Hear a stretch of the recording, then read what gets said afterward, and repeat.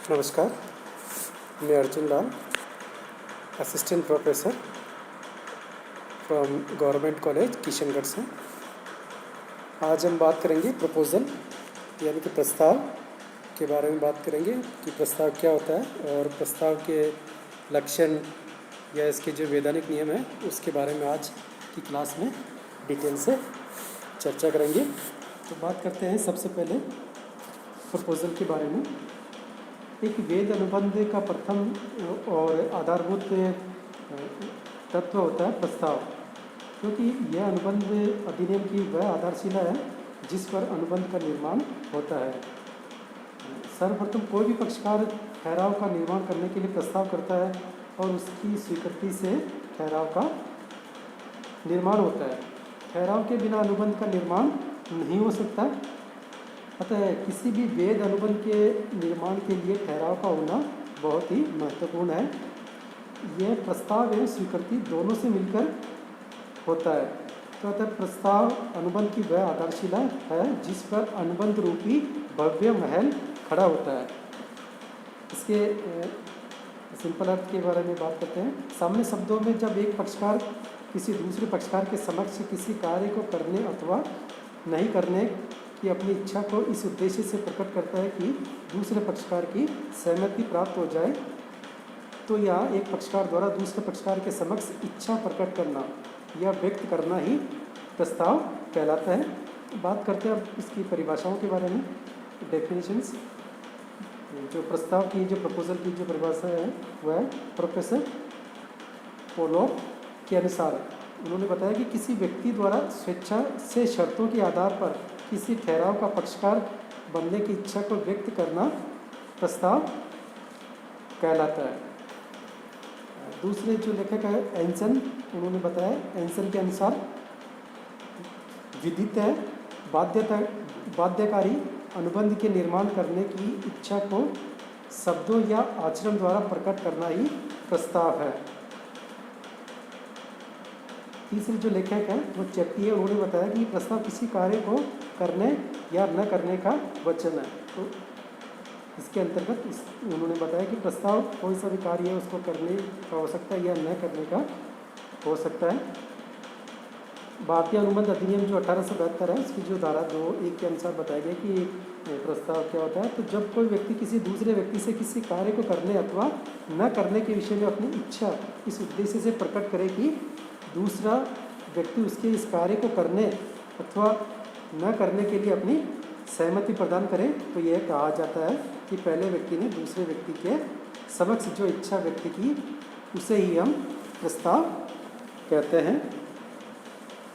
For example, जैसे जय विजय से कहता है कि वह अपनी मारुति 800 सीसी कार 90,000 रुपये में बेचने के लिए तैयार है, तो यह कहा जाएगा कि जय ने विजय के समक्ष कार बेचने का प्रस्ताव रखा।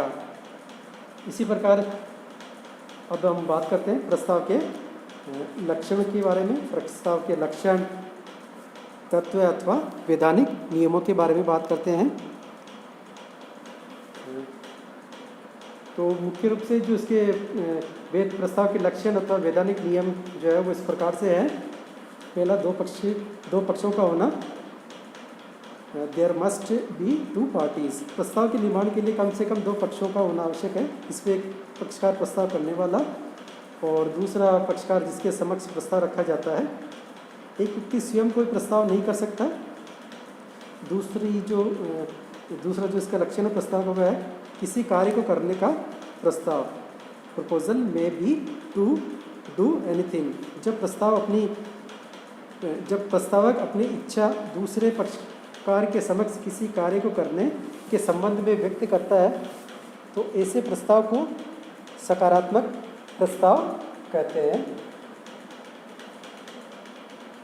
तो अतः प्रस्ताव किसी कार्य को करने के संबंध में हो सकता है। तीसरा जो लक्षण है प्रस्ताव का वह है किसी कार्य को नहीं करने का प्रस्ताव। प्रस्ताव किसी कार्य को नहीं करने के संबंध में भी हो सकता है। ऐसे प्रस्ताव के द्वारा प्रस्तावक प्रस्ताव ग्रहीता पर किसी कार्य को नहीं करने या रोक लगाने का प्रस्ताव करता है। नेक्स्ट जो लक्षण है प्रस्ताव का वह है सहमति प्राप्त करने का उद्देश्य। एक पक्षकार दूसरे पक्षकार के समक्ष अपना प्रस्ताव इस उद्देश्य से रखता है कि दूसरा पक्षकार उस कार्य को करने अथवा न करने के संबंध में अपनी सहमति प्रदान कर दे।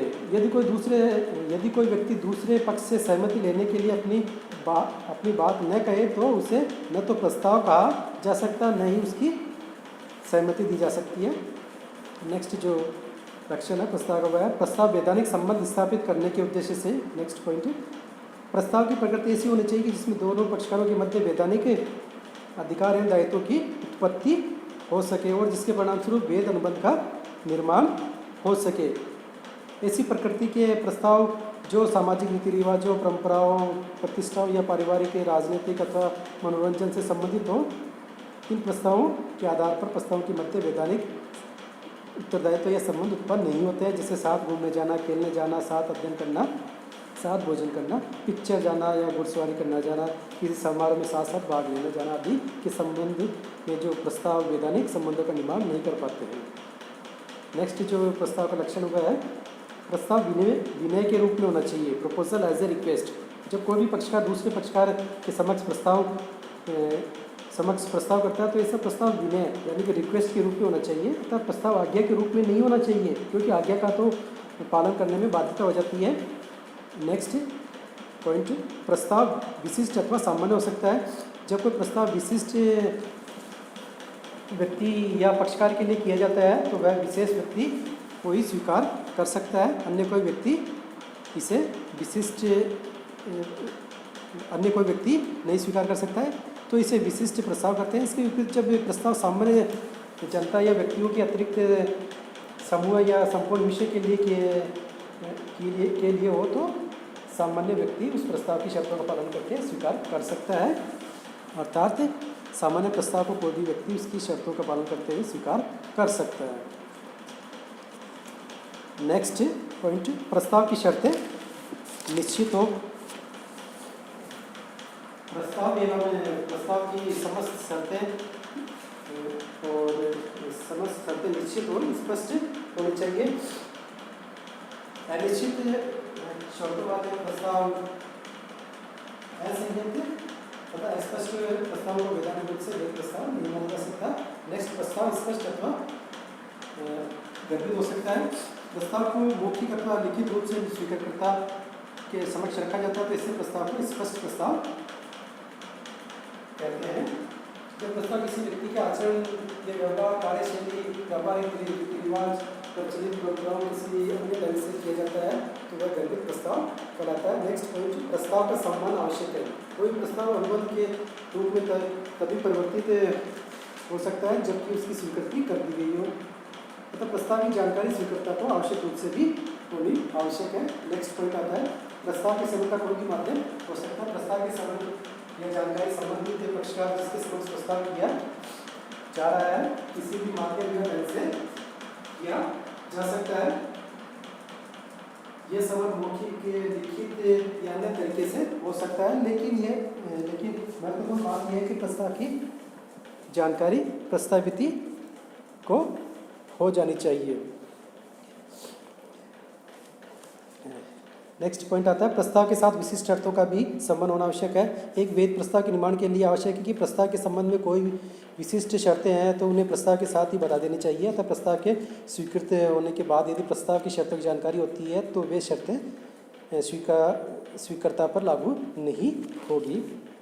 नेक्स्ट पॉइंट आता है, टेंडर प्रस्ताव अथवा स्थायी प्रस्ताव हो सकता है। कोई भी व्यक्ति निर्धारित वस्तुओं या सेवाओं की प्राप्ति के लिए टेंडर आमंत्रित कर सकता है। टेंडर भरकर बेचने वाले पक्षकार या व्यक्ति प्रस्तावक होते हैं।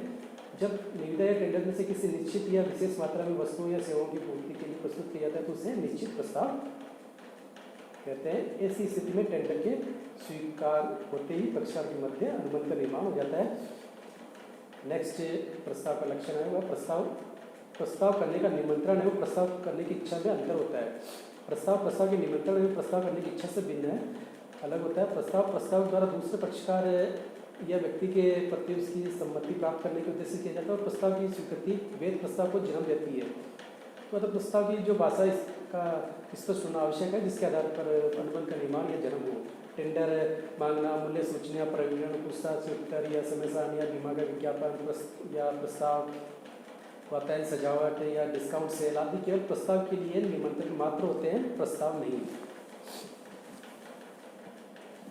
नेक्स्ट पॉइंट है जो प्रस्ताव का लक्षण क्या है, वह प्रस्ताव प्रति प्रस्तावना से भिन्न है। जब दो पक्षकार या व्यक्ति एक दूसरे के द्वारा किए गए प्रस्ताव के अनभिज्ञ रहते हुए एक जैसे ही प्रस्ताव एक दूसरे एक को करते हैं तो उनके द्वारा किए गए प्रस्ताव को प्रति प्रस्ताव करते हैं। तो अतः ऐसी दशा में किसी भी प्रस्ताव को दूसरे प्रति प्रस्ताव की स्वीकृति नहीं माना जा सकता।